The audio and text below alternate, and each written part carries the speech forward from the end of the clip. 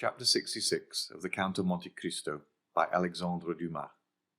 Chapter 66 Matrimonial Projects. The day following this scene, at the hour the banker usually chose to pay a visit to Madame Danglars on his way to his office, his coupe did not appear. At this time, that is, about 12:30, Madame Danglars ordered her carriage and went out. Danglars, hidden behind a curtain, watched the departure he had been waiting for.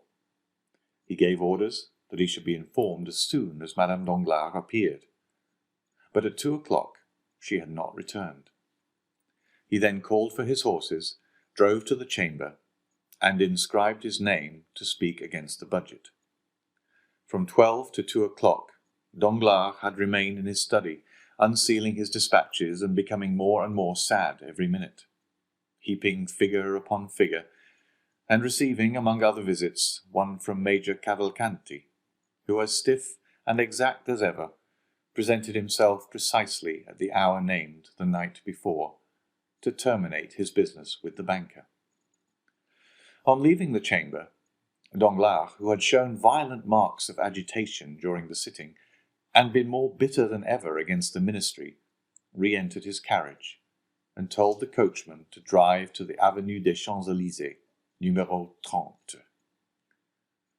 Monte Cristo was at home. Only he was engaged with someone and begged Danglars to wait for a moment in the drawing-room. While the banker was waiting in the ante-room, the door opened, and a man dressed as an abbé, and doubtless more familiar with the house than he was, came in and, instead of waiting, merely bowed, passed on to the farther apartments, and disappeared. A minute after the door by which the priest had entered reopened, and Monte Cristo appeared. "Pardon me," said he, "my dear Baron, but one of my friends, the Abbé Busoni, whom you perhaps saw passed by, has just arrived in Paris. Not having seen him for a long time, I could not make up my mind to leave him sooner, so I hope this will be sufficient reason for my having made you wait." "Nay," said Danglars, "it is my fault. I have chosen a visit at a wrong time, and will retire." "Not at all. On the contrary, be seated. But what is the matter with you? You look careworn. Really, you alarm me. A melancholy in a capitalist, like the appearance of a comet, presages some misfortune to the world." "I have been in ill luck for several days," said Danglars, "and I have heard nothing but bad news." "Ah, indeed," said Monte Cristo. "Have you had another fall at the Bourse?" "No, I am safe for a few days at least. I am only annoyed about a bankrupt of Trieste." "Really? Does it happen to be Jacopo Manfredi?" "Exactly so. Imagine a man who has transacted business with me for I don't know how long, to the amount of 800,000 or 900,000 francs during the year. Never a mistake or delay. A fellow who paid like a prince. Well, I was a million in advance with him, and now my fine Jacopo Manfredi suspends payment." "Really?" "It is an unheard-of fatality. I draw upon him for 600,000 francs. My bills are returned unpaid, and more than that, I hold bills of exchange, signed by him, to the value of 400,000 francs, payable at his correspondence in Paris at the end of this month. Today is the 30th. I present them, but my correspondent has disappeared. This, with my Spanish affair, made a pretty end to the month." "Then you really lost by that affair in Spain?" "Yes, only 700,000 francs out of my cash box, nothing more." "Why, how could you have made such a mistake? Such an old stager!" Oh, it is all my wife's fault. She dreamed Don Carlos had returned to Spain. She believes in dreams. It is magnetism, she says, and when she dreams a thing, it is sure to happen, she assures me. On this conviction, I allow her to speculate. She having her bank and her stockbroker, she speculated and lost. It is true she speculates with her own money, not mine. Nevertheless, you can understand that when 700,000 francs leave the wife's pocket, the husband always finds it out. But do you mean to say you have not heard of this? Why, the thing has made a tremendous noise. Yes, I heard of it spoken, but I did not know the details, and then no one can be more ignorant than I am of the affairs in the Bourse. Then you do not speculate? I? How could I speculate, when I already have so much trouble in regulating my income? I should be obliged, beside my steward, to keep a clerk and a boy, but touching these Spanish affairs, I think that the Baroness did not dream the whole of the Don Carlos matter. The papers said something about it, did they not? Then you believe the papers? I? Not the least in the world. Only I fancied that the honest messager was an exception to a rule, and that it only announced telegraphic dispatches. Well, that's what puzzles me, replied Danglars. The news of the return of Don Carlos was brought by telegraph. So that, said Monte Cristo, you have lost nearly 1,700,000 francs this month. Not nearly, indeed. That is exactly my loss. Diable, said Monte Cristo compassionately. It is a hard blow for a third-rate fortune. Third-rate? Said Danglars, rather humble. What do you mean by that? Certainly, continued Monte Cristo. I make 3 assortments in fortune. First-rate, second-rate, and third-rate fortunes. I call those first-rate which are composed of treasures one possesses under one's hand, such as mines, lands, and funded property, in such states as France, Austria, and England, provided these treasures and property form a total of about 100 millions. I call those second-rate fortunes that are gained by manufacturing enterprises, joint stock companies, viceroyalties, and principalities, not drawing more than 1,500,000 francs, the whole forming a capital of about 50 millions. Finally, I call those third-rate fortunes, which are composed of a fluctuating capital, dependent upon the will of others, or upon chances which a bankruptcy involves or a false telegram shakes, such as banks, speculations of the day, in fact, all operations under the influence of greater or less mischances, the whole bringing in a real or fictitious capital of about 15 millions. I think this is about your position, is it not? Confound it, yes, replied Danglars. The result, then, of 6 more such months as this would be to reduce the third-rate house to despair. Oh, said Danglars, becoming very pale, how you are running on. Let us imagine 7 such months, continued Monte Cristo, in the same tone. Tell me, have you ever thought that 7 times 1,700,000 francs make nearly 12 millions? No, you have not. Well, you are right, for if you indulge in such reflections, you would never risk your principal, which is to the speculator what the skin is to civilized man. We have our clothes, some more splendid than others. This is our credit. But when a man dies, he has only his skin.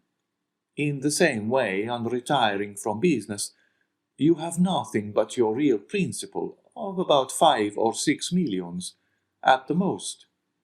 For third-rate fortunes are never more than a fourth of what they appear to be, like the locomotive on a railway, the size of which is magnified by the smoke and steam surrounding it. Well, out of the 5 or 6 millions which form your real capital, you have just lost nearly 2 millions, which must, of course, in the same degree, diminish your credit and fictitious fortune. To follow out my simile, your skin has been opened by bleeding, and this, if repeated 3 or 4 times, will cause death. So pay attention to it, my dear Monsieur Danglars. Do you want money? Do you wish me to lend you some? What a bad calculator you are, exclaimed Danglars, calling to his assistance all his philosophy and dissimulation. I have made money at the same time by speculations which have succeeded. I have made up the loss of blood by nutrition. I lost a battle in Spain. I have been defeated in Trieste, but my naval army in India will have taken some galleons, and my Mexican pioneers will have discovered some mine. Very good, but the wound remains and will reopen at the first loss. No, for I am only embarked in certainties, replied Danglars, with the air of a mountebank sounding his own praises. To involve me, 3 governments must crumble to dust. Well, such things have been. That there should be a famine. Recollect the 7 fat and the 7 lean kine. Or that the sea should become dry as in the days of Pharaoh, and even then my vessels would become caravans. So much the better. I congratulate you, my dear Monsieur Danglars, said Monte Cristo. I see I was deceived, and that you belong to the class of second-rate fortunes. I think I may aspire to that honour, said Danglars with a smile, which reminded Monte Cristo of the sickly moons which bad artists are so fond of daubing into their pictures of ruins. But while we are speaking of business, Danglars added, pleased to find an opportunity of changing the subject, tell me what I am to do for Monsieur Cavalcanti. Give him money, if he is recommended to you, and the recommendation seems good. Excellent. He presented himself this morning with a bond of 40,000 francs, payable at sight on you, signed by Busoni, and returned by you to me, with your endorsement, of course. I immediately counted him over the 40 banknotes.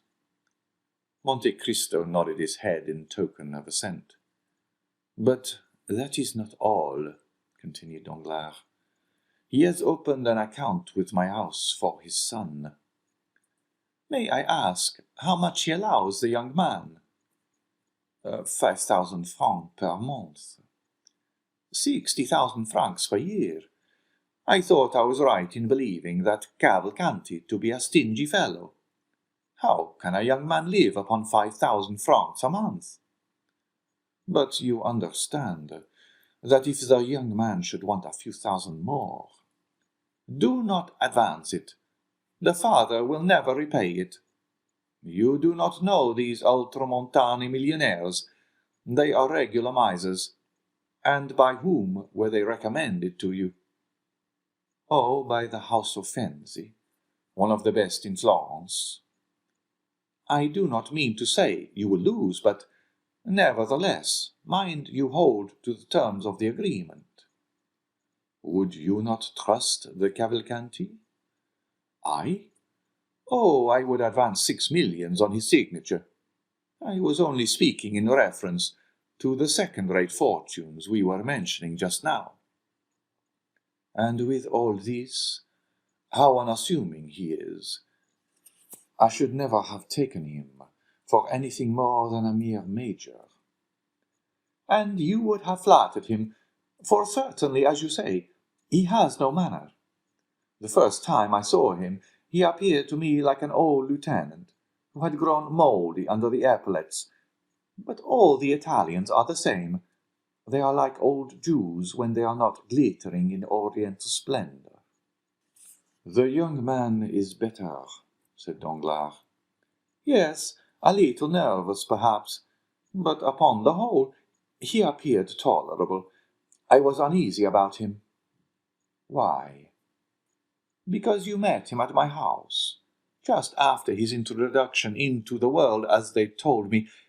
He has been travelling with a very severe tutor, and had never been to Paris before. Ah, I believe noblemen marry amongst themselves, do they not? Asked Danglars carelessly. They like to unite their fortunes. It is usual, certainly, but Cavalcanti is an original who does nothing like other people. I cannot help thinking that he has brought his son to France to choose a wife. Do you think so? I am sure of it. And you have heard his fortune mentioned? Nothing else was talked of. Only some said he was worth millions, and others that he did not possess a farthing. And what is your opinion? I ought not to influence you, because it is only my own personal impression. Well, and it is that... My opinion is that all these old podestas, those ancient condottieri, for the Cavalcanti have commanded armies and governed provinces. My opinion, I say, is that they have buried their millions in corners, the secret of which they have transmitted only to their eldest sons, who have done the same from generation to generation, and the proof of this is seen in their yellow and dry appearance, like the florins of the Republic, which, from being constantly gazed upon, have become reflected in them. Certainly, said Danglars, and this is further supported by the fact of their not possessing an inch of land. Very little, at least. I know of none which Cavalcanti possesses, excepting his palace in Lucca. Ah, he has a palace, said Danglars, laughing. Come, that is something. Yes, and more than that. He lets it to the Minister of Finance while he lives in a simple house. Oh, as I told you before, I think the old fellow is very close. Come, you do not flatter him. I scarcely know him. I think I have seen him 3 times in my life. All I know relating to him is through Busoni, and himself. He was telling me this morning that, tired of letting his property lie dormant in Italy, which is a dead nation, he wished to find a method, either in France or England, of multiplying his millions. But remember that though I place great confidence in Busoni, I am not responsible for this. Never mind. Accept my thanks for the client you have sent me. It is a fine name to inscribe on my ledgers, and my cashier was quite proud of it when I explained to him who the Cavalcanti were. By the way, this is merely a simple question. When this sort of people marry their sons, do they give them any fortune? Oh, that depends upon circumstances. I know an Italian prince, rich as a gold mine, one of the noblest families in Tuscany, who, when his sons married, according to his wish, gave them millions, and when they married against his consent, merely allowed them 30 crowns a month. Should Andrea marry according to his father's views, he will perhaps give him 1, 2, or 3 millions. For example, supposing it were the daughter of a banker. He might take an interest in the house of the father-in-law of his son. Then again, if he disliked his choice, the major takes the key, double locks his coffer, and Master Andrea would be obliged to live like his sons of a Parisian family, by shuffling cards or rattling dice. Ah, that poor boy will find out some Bavarian or Peruvian princess. He'll want a crown and an immense fortune. No, these grand lords on the other side of the Alps frequently marry into plain families, like Jupiter. They like to cross the race. But do you wish to marry André, my dear Monsieur Danglars, that you are asking so many questions? Ma foi, said Danglars, it would not be a bad speculation, I fancy, and you know I am a speculator. You are not thinking of Mademoiselle Danglars, I hope. You would not like poor Andrea to have his throat cut by Albert. Albert, repeated Danglars, shrugging his shoulders. Ah, well, he would care very little about it, I think. But he is betrothed to your daughter, I believe. Well, Monsieur de Morcerf and I have talked about this marriage. But Madame de Morcerf and Albert, you do not mean to say that it would not be a good match? Indeed. I imagine that Mademoiselle Danglars is as good as Monsieur de Morcerf. Mademoiselle Danglars' fortune will be great, no doubt, especially if the telegraph should not make any more mistakes. Oh, I do not mean her fortune only. But tell me, what? Why did you not invite Monsieur and Madame de Morcerf to your dinner? I did so, but he excused himself on account of Madame de Morcerf being obliged to go to Dieppe for the benefit of sea air. Yes, yes, said Danglars, laughing. It would do her a great deal of good. Why so? Because it is the air she always breathed in her youth. Monte Cristo took no notice of this ill-natured remark. But still, if Albert be not so rich as Mademoiselle Danglars, said the Count, you must allow that he is a fine name. So he has, but I like mine as well.